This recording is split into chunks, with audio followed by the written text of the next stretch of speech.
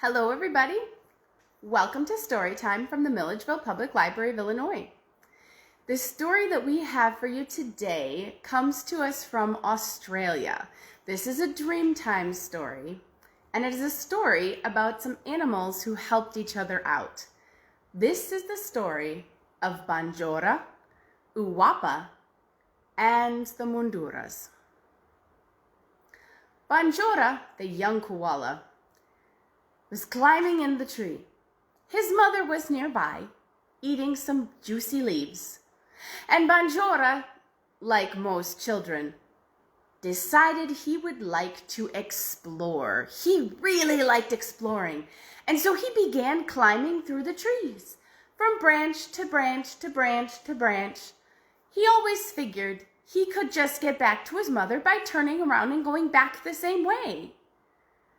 But as he climbed through the trees exploring, he strayed farther and farther and farther away from his mother.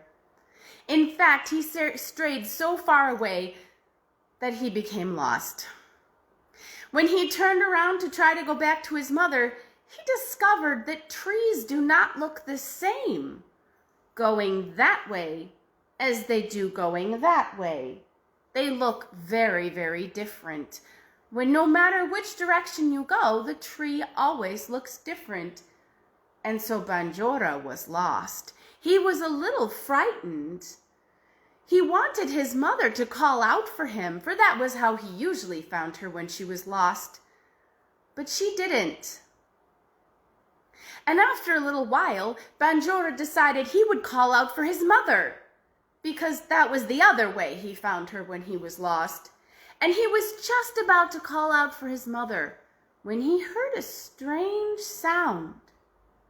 And it seemed to be coming from below him. When he looked down from his branch, what he saw made him very, very, very glad he had not cried out. For camped at the foot of his tree were two mundurras, two hunters. They were clearly out looking for meat, and they liked to eat koala. Now Banjora understood why his mother had not called out to him.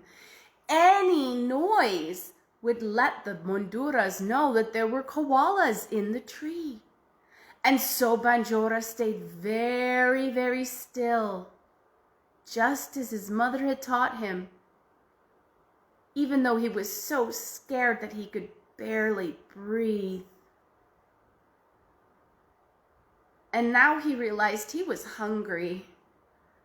And there were some very, very tasty gum leaves right over there. But the mundurras would hear him if he moved. And so he couldn't move to get the tasty, tasty gum leaves. And he couldn't go back to his mother because he didn't know where he needed to go. And so he was feeling very frightened and very lonely. And he was wishing so much that he had not wandered so far away from his mother. And then suddenly, he saw some movement. And when he looked, he saw that it was Uwappa, the spider. And Uwappa, who had been watching what was going on with Banjora, Uwappa crawled right up to the little koala and she said, "Do not worry, Banjora. I will hide you from the mundurra." Well, Banjora really wasn't sure how a tiny little spider was going to hide. He thought he was a pretty big baby koala from the mundurras below him, but he couldn't move, and Uwappa was a grown-up, even if she was just a grown-up spider. So maybe Uwappa had an idea. And so Banjora sat very still, and he watched just with his eyes as Uwappa began to swing out and dangle and hang and swing again until she was able to swing over and reach to another branch. and there she attached her thread, and then she dangled herself down again, and she swung and she swung and she swung until she reached another branch, and she attached her thread. And then she dangled and she swung to another branch until she had a nice little framework all strung out. And then she began to weave. And she wove her web, anchoring the silky threads between each other and to the branches around them, and weaving back and forth and swinging and dangling. And it was actually rather pretty and fascinating to watch. In fact, Banjora forgot to be quite as afraid as he had been, and he enjoyed watching. And before too long, suddenly he realized that between him and the mundurra was a fine curtain of spider silk.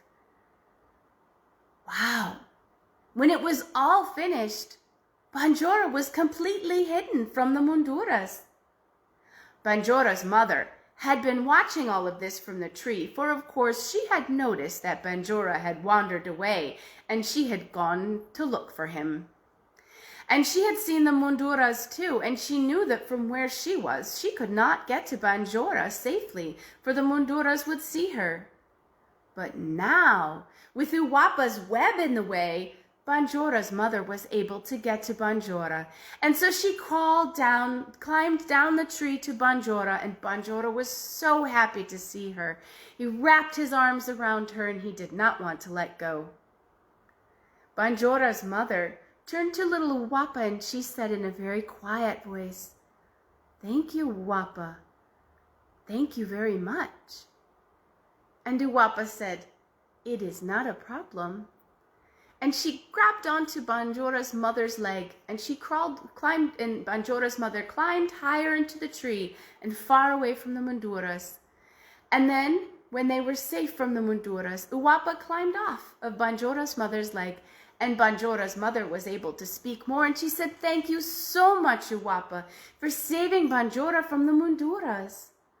And Uwappa said, "Oh, but I was only repaying a kindness. Think of the many, many times when you have allowed me to climb onto your fur and travel much farther distances than I would be able to go by myself. I was merely repaying a kindness. You are very welcome, and thank you." "Well, you are very welcome for the ride. I am very happy to give them any time," said Banjora's mother. And she and Banjora climbed off in search of more food. And Uwappa began to spin herself a new web so that she could get food. Now, you might be wondering about the mundurras.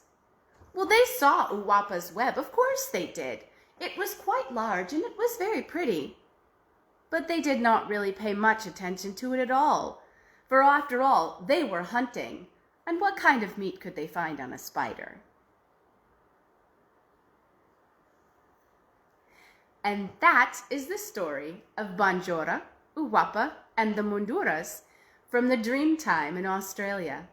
I hope you enjoyed it, and I hope you'll come back and join us again next week at 3 p.m. Central Time, when we'll have another story for you here from the Milledgeville Public Library of Illinois.